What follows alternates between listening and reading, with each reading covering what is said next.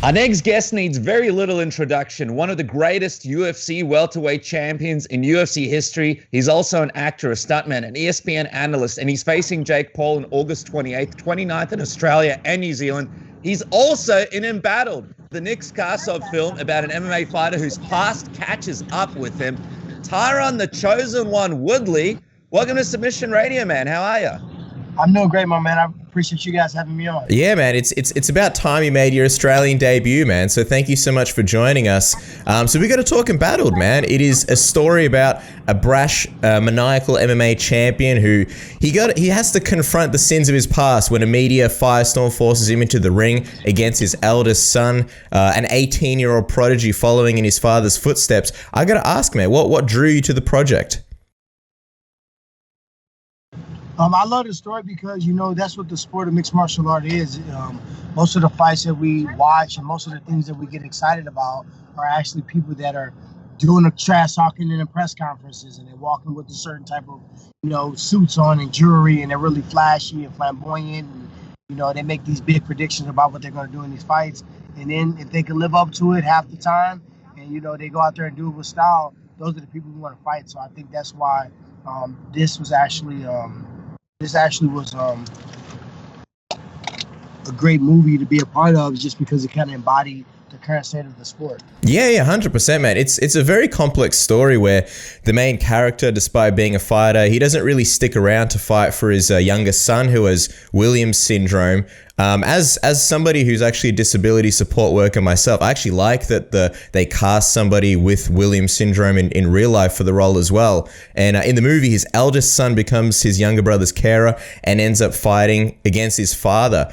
Why do you think the family aspect is so important in these movies? Because we saw a similar theme in Warrior, which is arguably one of the most well-known MMA movies to date. I think people need to recognize it's more than just fighting with us. Everyone wants to see us fight a certain type of way and who we should fight and how we should do it.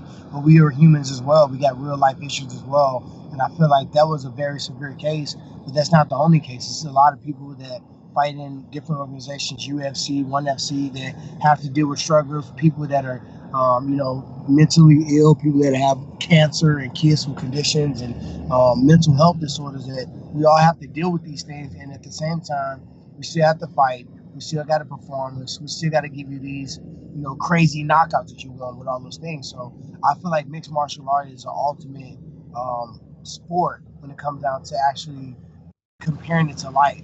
Life has a lot of highs and a lot of lows, and your choices and your decisions that you make is everything. So that's why the storylines, the movie goes so well. Now, Tyron, you've been in a bunch of movies now, from Straight Outta Compton to The Equalizer to an Olympus Has Fallen doing stunts. Take us into your approach to acting, man. How do you sort of get into the character, and how similar is it to, I suppose, preparing for a fight mentally when you prepare for one of these characters that you have to play on the big screen? It's very similar, just because it's a situation where a lot of things go into it. When you win, it's great reward. When you lose, it's major setback, because when you think about mixed martial arts, it's not baseball where you have 100 baseball games or 50 basketball games or 10 to 20 football games. Mm-hmm. We got 1 to 3 times a year to get it done. So so much weight on each opportunity and each fight. And if you win big, your life can change overnight. If you lose, you see a lot of people that were at the top of the sport, and all of a sudden, a few losses, we don't even hear about them anymore. I've been blessed that, I'm a complete artist. So if I had a night off in the office and I took a lesson, I still have music, I still have television, I still have, commentating, I still have producing. I got a lot of different things I do in art that I'm still going to be in your face. You're still going to hear my name. I'm still going to be there. And, I can, show you better than I can tell you. I've been in situations where I've been up, I've been down, but I've never quit. I always came back. So that's the difference between our sport and different sports, that, for the amount of money on average in mixed martial art a fighter makes, and how many sports that are combined into one sport that we got to train, it's really not parallel. Basketball player has to do basketball, maybe some strength and conditioning, maybe some different stuff, to kind of make him a better basketball player.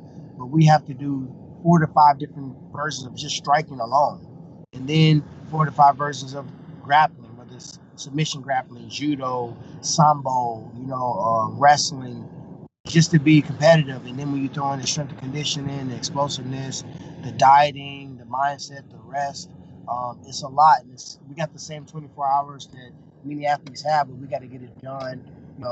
Get it done and really prioritize your training. 100%, man. Absolutely. I want to touch on that a little bit later, but I wanted to ask you also, like, actors, they always draw on their own experiences to sort of bring out emotions, especially during like tough scenes. I'm wondering which experiences or memories from your life have you used in a scene to fuel your performances, whether it's in this movie or just in the past? I just in my mind, I would love to say, okay, this is how I would do it, and I would read it, and I would say this is how I would do it. And I've been blessed and been very early on in my, I guess you would say, acting career, that my acting coach, her name is Warner Laughlin, she uses a human-based emotion technique, and that technique basically tells you do not do that. It's not a method acting technique. Sorry, 1 second. Everything okay over there? Everyone okay? I mean, I'm not driving to their location, so I don't know. Yeah.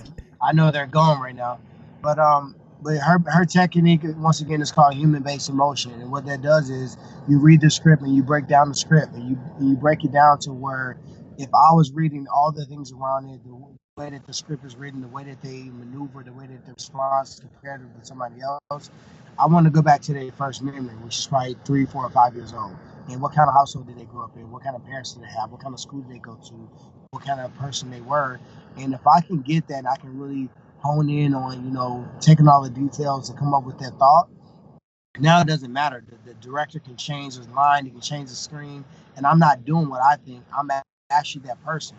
I'm that kid. I know how my upbringing has formed me in the way that I move and the way that I talk and how I treat people. So if you ask me, okay, Tyron, if this happened, without a question, I'm going to tell you, I'm going to do this. If you swing on me, I'm going to punch you in the face. Somebody else could have been bullied. They may clam up. Somebody else may be nonviolent.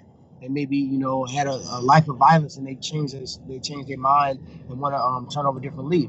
They may try to use their mouth to get out of the situation. So once I locate what I feel that person was, and that's how I approach it. And that's something that's very difficult in the beginning, but if you can get that locked in the beginning, it makes it easier when you sit in front of the camera.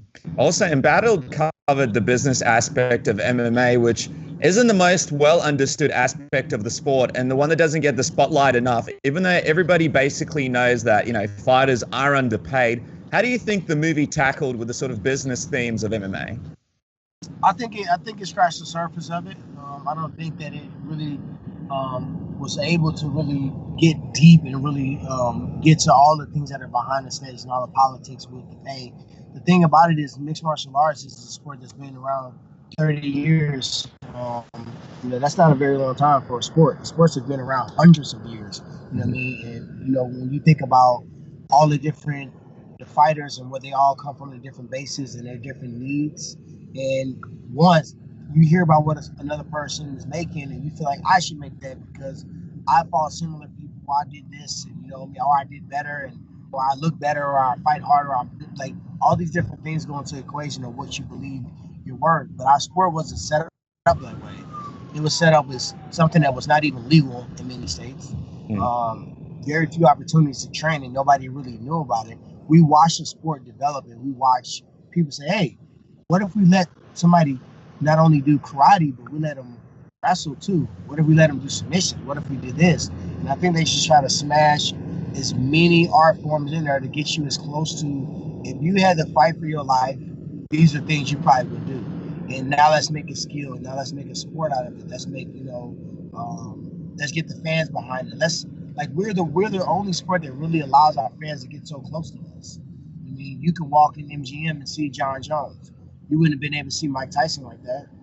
I mean, he would have been guarded, he would have been protected, he would have been, with security, he would have been through the service elevator. So, with that said, the pay structure and the way that the UFC set up, they would set up, this is us, this is our sport.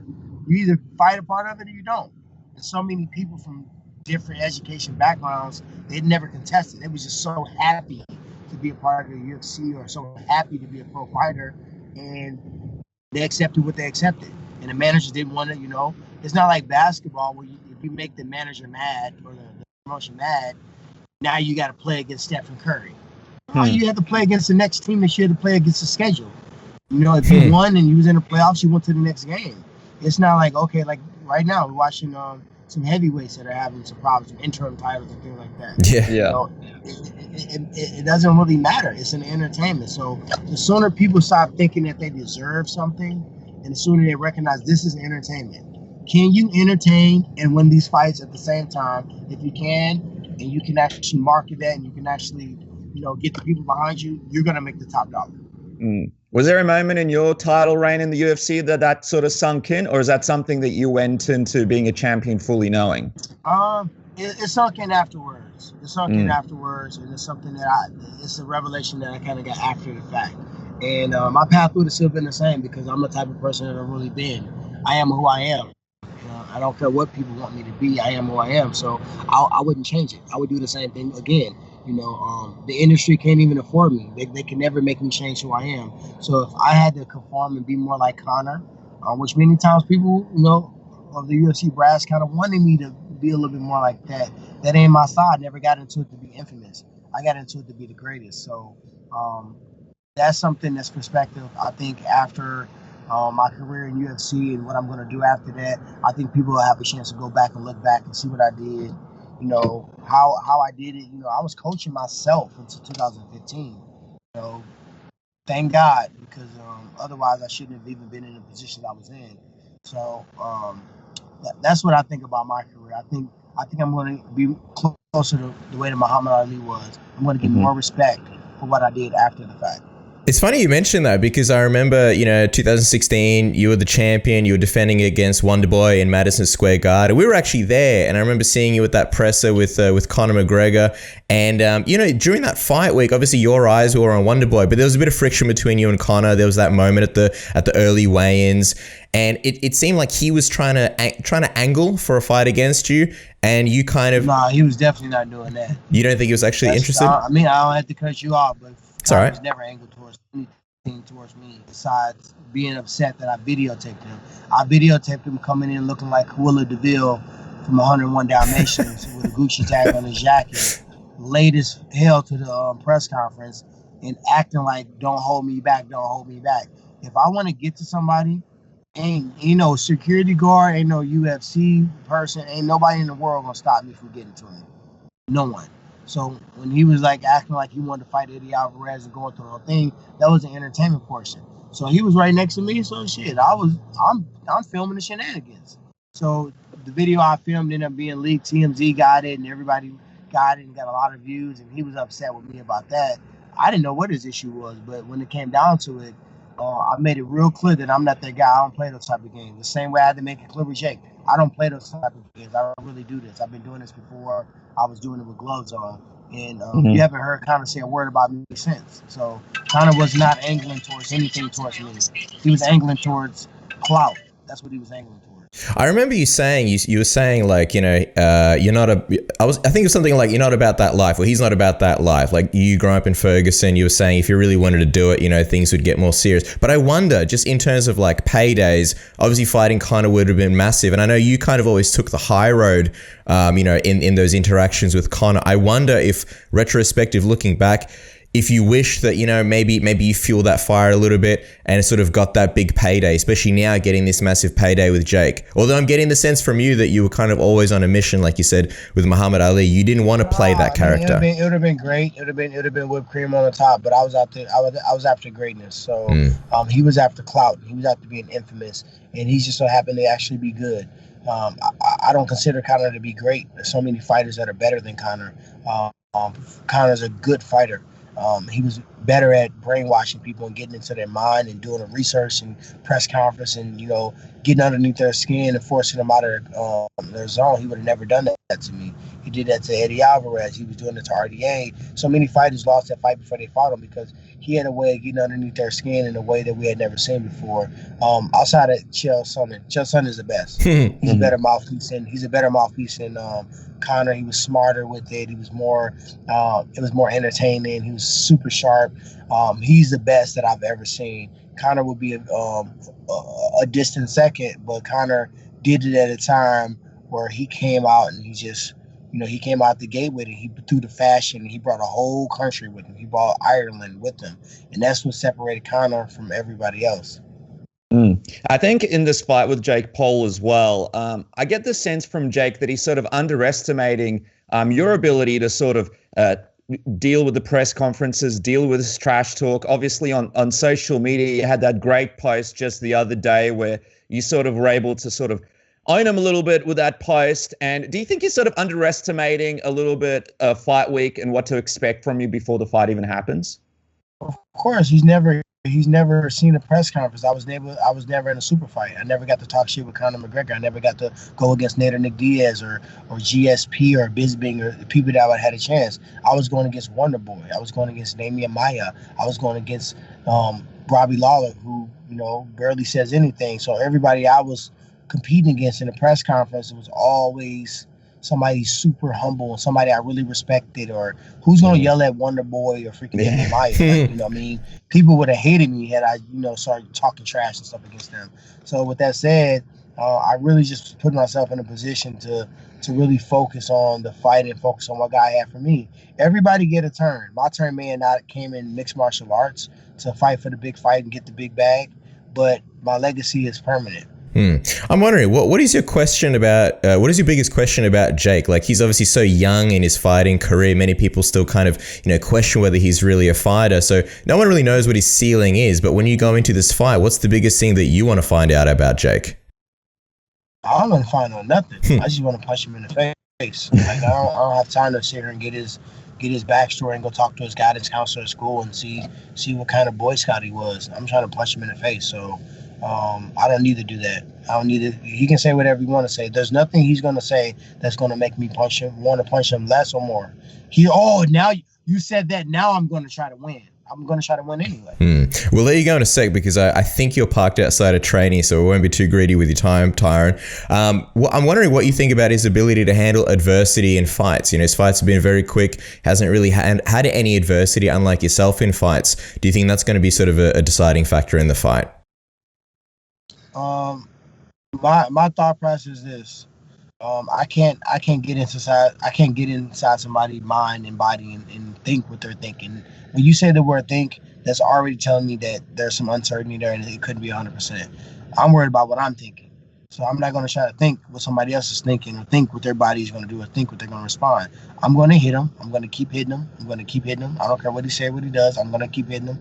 I don't care if he tries to rope or dope or fake like it didn't hurt. I'm going to keep hitting him. And if he doesn't go down, he's going to be a wounded duck after 8 rounds of getting punched. So that's really my focus, and that's something that I know I can control.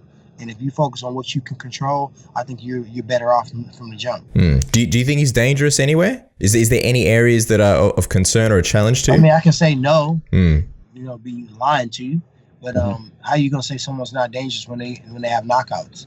Even if he knocks somebody out, in a bar, he still has the ability to turn his hand over and punch somebody in the face. So of course he's dangerous. He has power, he has size. He obviously loves boxing, so now he's putting himself in position to actually, try to make a real run at this. Let me also ask you, with him being so young in his career, he's obviously got so much confidence, whereas a guy like yourself, you're so experienced, you know the ins and outs, and I imagine your perspective has changed about MMA and just fighting in general from what you might have thought at the start of your career compared to now. What's something that you thought maybe at the start of your career, and then now you look back on it and think, oh man, I can't believe I thought that, what a incorrect misconception. I didn't really have many incorrect misconceptions about this sport. When I was looking at mixed martial arts, I know what I wanted to do very early on, most of which I achieved. I never really thought, I'll never be able to be a champion. I got into the sport not to make it to the UFC. I got it to be the greatest, and I always knew I was going to be a UFC champion. I would have never did mixed martial arts had I not thought that. Wrestling itself is such a hard sport. When I graduated college, I didn't want to just go in there and get another match in. I didn't want to go back and redo my college history. No, what I did, what the time God gave me is what I did. I don't want to go backs. I don't want to take backs. I don't want to, let me wrestle that person again. That shit was hard. And, for this sport, I knew it was hard going into it. So if I wanted to just have any uncertainty about it, I would have just never did it from the beginning because I had already been a 2-time All-American wrestler. Just quickly, before we keep talking about Jake Paul, and before we forget, and we totally didn't almost forget, when it comes to Jake Paul versus Tyron Woodley, who are you betting on? Who are you making money off of? Because when it comes to this fight, when it comes to betting, the only place to do it is at mybookie.ag. The only guys who will give you up to $1,000 bonus on your very first deposit. Take advantage of a free cash bonus and also their boosted odds, their prop bets. Use the code submission. If you go on their website right now, they've got great lines. You can even bet on other things such as who will Conor McGregor face next as his next opponent. Is it Nate Diaz? Is it Jorge Masvidal? Is it Jake Paul himself? Khabib Nurmagomedov is paying 30-1 odds. Put down $100, you can win $3,000 back. Are you feeling ballsy? Check it out, mybookie.ag, use the promo code submission. Just quickly, while we're giving shout-outs to our friends, don't forget about Manscaped's Lawnmower 3.0. There it is in all its glory, the best grooming tool on the market. Shave anything, shave your junk, shave your arms, shave your back, shave anywhere that needs shaving. They've got a great whole bunch of things to groom yourself, such as the weed whacker, if you need to trim your nose hair, if you're going on a hot date and you want to make sure that you are in the best shape possible, and you want to close in the end, use the Weed Whacker. They've also got the Crop Preserver, which is anti-chafing ball deodorant. You need that in your life. They've also got the Crop Reviver, which is refreshing ball toner. You need that in your life. And they've also got the Foot Duster, which is cooling foot deodorant for when you've had a long day in, I don't know, the mines or the factory or wherever you are. And don't forget, 20% off using the promo code submission. We are officially presented by Manscaped, and they do support a lot of people in the MMA community. If you want to save money, use the code submission, get that 20% off. Back to you guys in the studio. You guys did the photo shoot together for the promotional aspect of the fight, and he didn't seem like he wanted to look you in the eyes. It was a completely different Jake Paul to the one that you faced off with publicly. What did you make of that quiet and almost sort of nervous-looking Jake, and did that tell you anything? You know, I got the same both times. You know, and I was surprised. I just said he's scared. He was scared both times, and you know, he's used to watching it. Like, he's raised off rap music. People rap about what I lived. That's the big difference. He's wearing the necklaces and the chains, and he's a byproduct of what people are talking about. I lived that life. I lived in those environments. So he don't have the experience on having to be in hairy situations and fight through it and be in a position where, you know, you got to make decisions. You got to watch your surroundings. He never had to do that. So I don't make anything of it. He's doing what he's seen Conor do. He's doing what he's seen us do. He was a fan of mine. He probably played me as a character on the UFC video game because I was like one of the best characters. You know what I mean? So he's doing what he's supposed to do, and you know, you got to take your hat off to him at some point. Yeah. Final one from me, Tyron, and I'll hit you with a 2-for-1. Obviously the most cliche question in MMA. What is the prediction when you face Jake Paul on August 28th, 29th here in Australia? And also, what is this fight for you, man? There's a lot of storylines. In a way, you're representing MMA. In a way, you're the baby face. You're the good guy here. The MMA community is kind of, you know, hoping that you get the win. There's also the payday aspect, man. You're getting a big one. What is it for you? What is this fight about? You know, it's funny that they revolve promotion of a fight around payday. That's like me going to a business executive, a CEO of a crypto company, say, "Oh my God, you're making a payday. How much are you making?" You never would do that. Like, it's so weird that people want to publicly disclose what we're making, and we use our salary to really promote a fight. In this situation, I plan on knocking him out, not because if I say I plan on beating him, I plan on winning by split decision. I plan on, you know, cutting out a razor close decision against him. No, I plan on knocking him out, not because it just sounds good, because I feel like if I come forward and I hit him with punches and I hit him with pressure, and I stay in his face and I make him miss and I make him pay and I make it ugly for him, I just don't think he can take it. He's never experienced it. He's never been beyond 2 rounds with anybody. So how can I expect him to outlast me? And I've been in there with everybody. I've been in there with the real killers. You know, I didn't come from a different background and then got into combat sports. I've been in combat sports since I was a kid. You know what I mean? Is it personal in any way, or is this just kind of You signed the line, it's always personal. Anybody who signed the line is personal. It's personal until they peel me off of them. Well, I'll tell you, man, I can't wait for this. Of course, follow the man at T Woodley. Embattled will be available at all major digital platforms from July 21st. And of course, he takes on Jake Paul on August 28th, 29th in Australia and New Zealand. Mr. Tyron Woodley, thank you so much for joining us. All right. Appreciate you guys. Thanks, Tyron. Great interview, man. Bye.